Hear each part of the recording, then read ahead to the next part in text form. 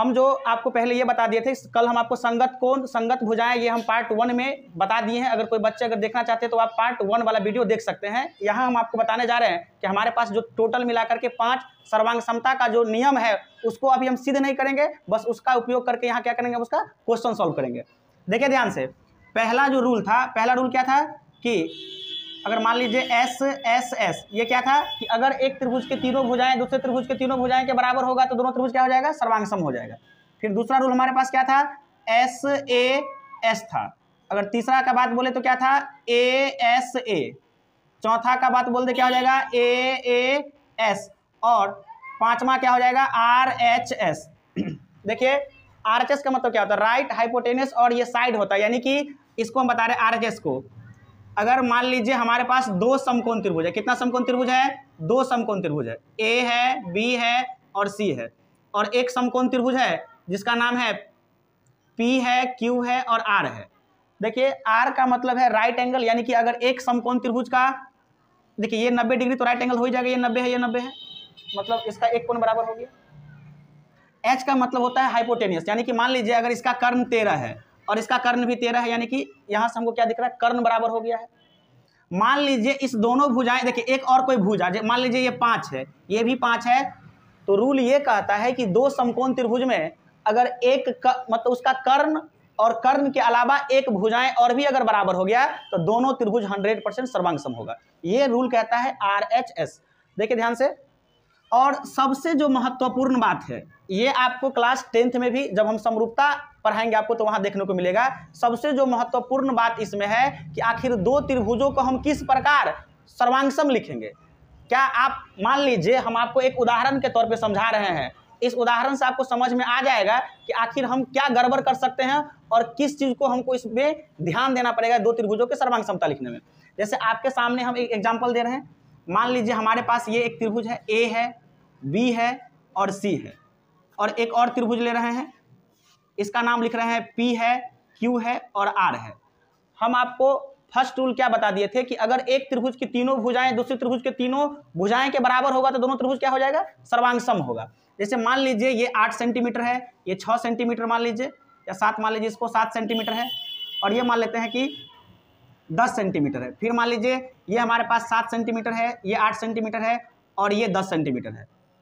आपको यहाँ पे ये दिख रहा होगा कि इन दोनों त्रिभुजों की भुजाएं बराबर है, दोनों त्रिभुज की भुजाएं क्या है, बराबर है। तो ये रूल एस एस एस सर्वांग समता, एस एस एस सर्वांग समता कसौटी से ये दोनों ही त्रिभुज सर्वांग सम होंगे, क्योंकि हमारा फर्स्ट रूल ये कहता है एस एस एस कि एक त्रिभुज के तीनों भुजाएं दूसरे त्रिभुज के संगत तीनों भुजाएं के बराबर है तो दोनों त्रिभुज क्या हो जाएगा, सर्वांग सम हो जाएगा। लेकिन मेन चीज इस वीडियो में आज आपको सीखना है कि हम इसको सर्वांग समता के रूप में सांकेतिक ढंग से आखिर किस प्रकार लिखेंगे। तो मेन जो हमको इसमें ध्यान देना है, देखिए मान लीजिए अगर हम आपको लिखवा रहे हैं कि त्रिभुज, अगर मान लीजिए ए त्रिभुज है, त्रिभुज ए बी सी, ये सर्वांग समता का साइन होता है, ये सर्वांग सम, सर्वांग सम का मतलब होता है एक मतलब बराबर ही होता है। देखिए अगर हम त्रिभुज ए बी सी लिख देते हैं और यहाँ लिखते हैं त्रिभुज पी क्यू आर, क्या ये सही है? हम इसको चाहे तो बहुत प्रकार से लिख सकते हैं। अब हमको कैसे पता चलेगा कि हम आखिर इसको ये सही है, या बता दीजिए हम लिखते हैं त्रिभुज क्यू पी आर, त्रिभुज पी आर क्यू, मतलब विभिन्न प्रकार से हम इसको लिख सकते हैं। अब हमको यहाँ ये दिमाग लगाना है, क्या आप ये दिमाग लगाइए कि इस त्रिभुज को ऐसे उठा करके अगर इस प्रकार रख देंगे तो क्या एक दूसरे को ये ढक पाएगा? नहीं ढक पाएगा। आप ध्यान से देखिए, अगर हम इस त्रिभुज को ऐसे उठा करके इस त्रिभुज पर ढक पाएंगे तो क्या ये एक दूसरे को ढक पाएगा? नहीं ढक पाएगा। तो हमको इसमें क्या दिमाग लगाना है, आप अगर आपको बोलेंगे कि इस त्रिभुज को इस त्रिभुज पे इस प्रकार रखिए ताकि ये दोनों ढक ले, तो आपको इस त्रिभुज को क्या करना पड़ेगा, रोटेट करना पड़ेगा। कैसे रोटेट करना पड़ेगा? तो मान लीजिए इस ये वाला जो भुजा हमारा पी क्यू है वो ए सी पे आना चाहिए, फिर जो हमारा पी आर है वो बी सी पे आना चाहिए, और क्यू आर कहाँ आना चाहिए, ए बी पे आना चाहिए। तब जा करके ये दोनों एक दूसरे को ढक लेगा, और वही क्रम हमारे लिए क्या हो जाएगा, सर्वांग समता का क्रम होगा। देखिए इतना आपको घुमाने फिराने का कोई बात नहीं कि मतलब कैसे उसको रोटेट करे, क्या करे, ये सब हमको ध्यान नहीं।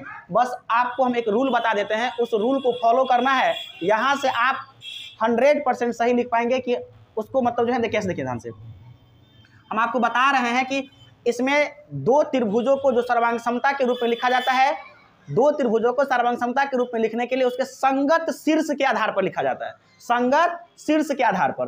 तो आप ये पहले बता दीजिए, कल हम आपको बता दिए थे कि आखिर संगत शीर्ष क्या होगा।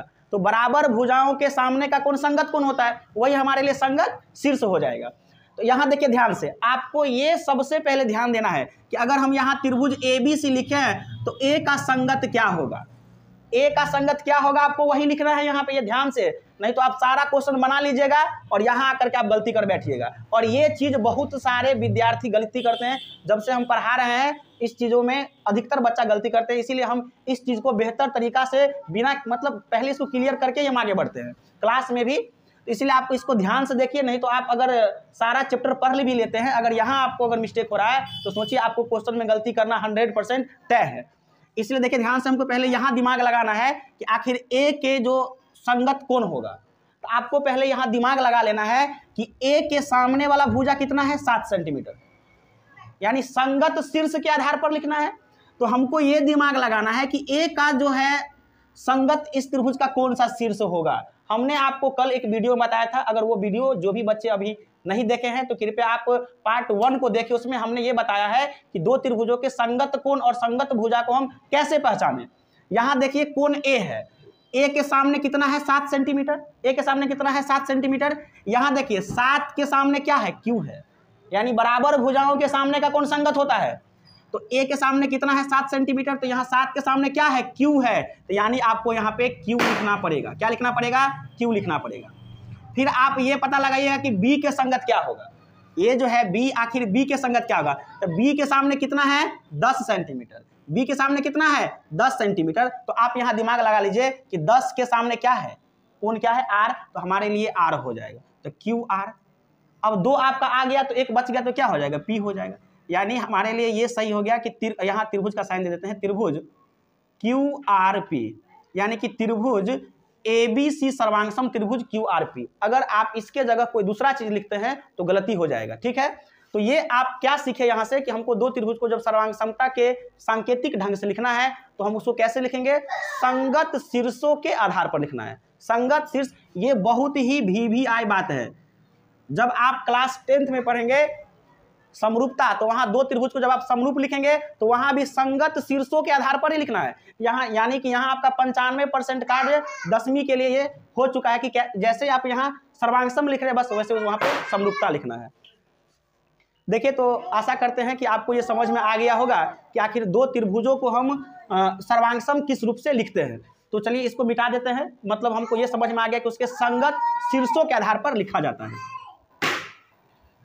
तो अभी तक अगर हम आपसे बोले तो अभी तक हम 2-3 टॉपिक को क्लियर कर चुके हैं।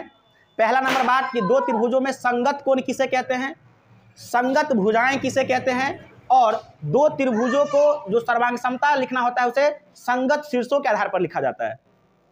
ये 3 बात आप सीख चुके होंगे। अगर आप वीडियो को अच्छा से देखें तो पूरा आपको समझ में आ जाएगा। और यहाँ पे आपको 5 रूल है, हम अगर रूल के लिखें तो ये 5 रूल क्या था, तो 5 रूल क्या था, S और ASA, SAS, चौथा AAS, और पांचवा क्या है, RHS है। ये हमारे पास सर्वांग समता का रूल है। ये अपने आप में इसमें एक अभिगृहित है, एक इसमें क्या है, अभिगृहित है, जिसे हम SAS, ये SAS क्या है, ये अभिगृहित है। SAS क्या है, अभिगृहित है। अभिगृहित और अभिधारणा एक ऐसी कल्पना, मतलब ऐसी होती है जिसको हमको सिद्ध करने का जरूरत नहीं होता, इसका उपयोग करके हम प्रमेय को सिद्ध करते हैं। चलिए, मैं ये 2-3 बात बताने के बाद आप लोग को फिर से आपको जो इस पर करवा रहा हूँ किस प्रकार हम लिखते हैं, जैसे ध्यान दीजिए। मान लीजिए हमारे पास ये A है, B है, C है, और एक त्रिभुज मान लीजिए हमारे लिए क्या हो गया, P है, इसको यहाँ बना लेते हैं। मान लीजिए P है, Q है, R है। ध्यान से देखिए, ये वाला एंगल कितना है, 60 डिग्री है, और ये कितना है, मान लीजिए 5 है। ये वाला एंगल कितना है, 70 डिग्री है। ये एंगल कितना है, 60 डिग्री है। ये एंगल कितना है, 70 डिग्री है, और मान लीजिए भुजाएं 5 है। आपको ये पता करना है कि क्या ये दोनों त्रिभुज सर्वांगसम है, और अगर है तो कौन सा रूल से होगा। तो ध्यान से देखिए, इस दोनों त्रिभुजों को हम देख रहे हैं कि इस एक त्रिभुज का 2 कोण दूसरे त्रिभुज के 2 कोण के बराबर है। एक त्रिभुज का 2 कोण दूसरे त्रिभुज के 2 कोण के बराबर है, और इस त्रिभुज का एक भुजा इसके एक और भुजा के बराबर है। यानी हम कह सकते हैं AAS सर्वांग समता AAS सर्वांग समता कसौटी से त्रिभुज ABC और ये PQR समरूप है, सॉरी सर्वांग समता है, यानी कि ABC और PQR क्या है, सर्वांगसम है। लेकिन मैं आपको यहाँ जो VBI बात सिखाने जा रहा हूँ कि आखिर हम ABC आप PQR को कैसे लिखेंगे, लिखने का जो तरीका है आपको सीखना बहुत जरूरी है। यानी फिर से मैं रिपीट कर देता हूं कि दो त्रिभुजों को सर्वांग समता के रूप में लिखने के लिए उसके संगत शीर्षों के आधार पर लिखा जाता है। यानी आपको मेनली ये देखना है कि संगत शीर्ष कौन सा है, बस इस त्रिभुज का और इस त्रिभुज का संगत शीर्ष पे ही ध्यान देना है तो आपका काम हो जाएगा। देखिए मैं आपको यहाँ से मैं समझाने का प्रयास करता हूँ। जैसे मान लीजिए लिखते त्रिभुज, इसका नाम ABC है, सर्वांगसम त्रिभुज। अगर हमें ABC लिख दिए, एक को तो लिख दिए, फिक्स कर दिए त्रिभुज। अब आपको ये दिमाग लगाना है कि A के संगत क्या होगा, B का संगत क्या होगा और C का संगत क्या होगा, बस इस आधार पे आपको लिख देना है। ध्यान से देखिए, एंगल B कितना है, 60 डिग्री है। एंगल यहाँ की Q कितना है, 60 डिग्री है। तो B यहाँ पर क्या है, बीच में है, तो Q भी कहाँ होगा, बीच में होगा।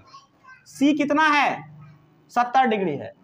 R कितना है, 70 डिग्री है। इसका मतलब C लास्ट में है तो R भी कहाँ होगा, लास्ट में होगा। इसका मतलब यहाँ क्या आ जाएगा, P आ जाएगा। अब ऐसे भी आप समझ लीजिए, अगर ये 60 था, ये 70 था, तो ये कितना आ जाता, 50 डिग्री। ये भी कितना आ जाता, 50 डिग्री। यहाँ से आप कह सकते हैं A बराबर P। तो आपके लिए ये हो गया त्रिभुज ABC सर्वांगसम त्रिभुज PQR। अच्छा, यहाँ से एक महत्वपूर्ण बात आपको हम बता रहे हैं, उसके बाद मैं एक क्वेश्चन बताऊंगा आप लोगों को। हमने आपको यह बताया था कि दो त्रिभुजों को सर्वांगसम होने के लिए दो बातों का होना अति आवश्यक है, और जितना भी हम में पढ़ रहे हैं वो लास्टों लास्ट तक उन्हीं दो बातों को सिद्ध करता है। दो बात क्या था, दो त्रिभुज सर्वांगसम होते हैं यदि उनके संगत कोण बराबर हो एवं उनकी संगत भुजाएं बराबर हो। अगर ये दोनों बात हो रहा है तो दोनों त्रिभुज क्या हो जाएगा, सर्वांगसम हो जाएगा। देखिए मैं आपको एक ये भी बताया था रूल कि आखिर हमारे लिए ए क्यों नहीं रूल हो रहा था। जैसे मान लीजिए एक त्रिभुज का तीन कोण, जैसे मान लीजिए अगर 60 है, इसको मान लेते हैं 70 डिग्री है, इसको मान लेते हैं 50 डिग्री है, और ये त्रिभुज है, ये एंगल कितना है, 60 डिग्री है, ये 70 डिग्री है, ये 50 डिग्री है। नाम लिख दीजिए, A हो गया, B हो गया, C हो गया, P हो गया, Q हो गया, R। आप एक बात बता दीजिए कि अगर एक त्रिभुज का तीनों कोण दूसरे त्रिभुज के तीनों कोण के बराबर हो तो क्या ये गारंटी है कि इस त्रिभुज का तीनों भुजा इस त्रिभुज के तीनों भुजा के बराबर होगा? इसका कोई 100% गारंटी नहीं है। इसीलिए हमारे पास ए इस प्रकार का कोई सर्वांग समता का रूल नहीं है, यानी ए सर्वांग समता पर में नहीं है। फिर अगर आप क्लास 10th का बात कीजिएगा तो ए समरूपता है, खैर वो हम क्लास 10th में बात करेंगे, अभी हम सिर्फ क्लास 9th पे ही बात करते हैं। देखिए तो आपको ये समझ में आ गया होगा कि हम दो त्रिभुजों को सर्वांगसम कौन कौन रूल से हो सकता है। हमारे पास टोटल मिलाकर के 5 रूल आ चुका है।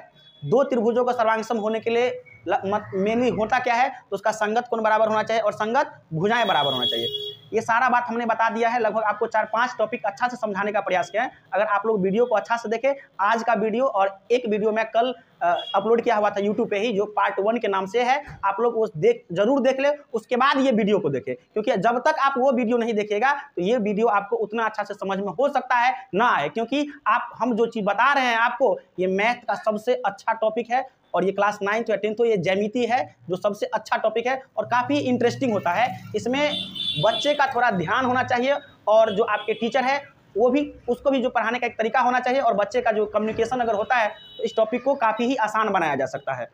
देखिए मैं इतना चीज़ बताने के बाद मैं आप लोग के बीच एक क्वेश्चन बताने जा रहा हूँ, ताकि आप इसमें सीख पाएँ कि कैसे हम इस रूल को अप्लाई कर पाते हैं क्वेश्चन में। बात रही कि आखिर हमारे पास जो ये 5 सर्वांग, आप बोलिएगा कि सर हम, जैसे आप बोलिएगा कि अब जैसे आप यूज कर रहे थे कि त्रिभुज के तीनों कोणों का 180 डिग्री होता है, क्या आपने कभी क्वेश्चन में अप्लाई करते टाइम उसको सिद्ध किया था? नहीं। ये हमारे लिए क्लास 9th का में बन चुका था। इसी प्रकार हमारे पास जितने भी सर्वांग समता के रूल है, मैं सारे रूल को ही प्रूव करूंगा और मैं यूट्यूब पे भी अपलोड करूंगा। बस आपको अभी समझाए हैं, बाद में कि हमारे पास वो एक इसमें जो है SAS, ये अभिगृहित है, जिसे प्रमाणित करने की जरूरत नहीं है, ये सर्वव्यापी ही सत्य होती है। बाद में कि जितना भी में है सबको मैं सिद्ध करूंगा। अभी हम आपको जो ये सर्वांग समता का जो हमारे पास नियम है